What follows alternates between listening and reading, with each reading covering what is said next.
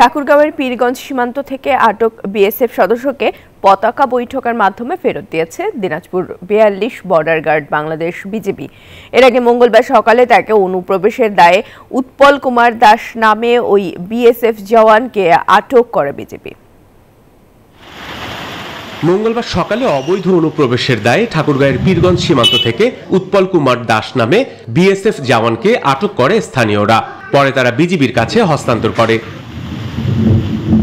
এলাকাবাসীর অভিযোগ, সীমান্তের কাছাকাছি ঘাস কাটতে গেলে বাংলাদেশিদের ধাওয়া করতে গিয়ে গ্রামে ঢুকে পড়ে দুই বিএসএফ সদস্য।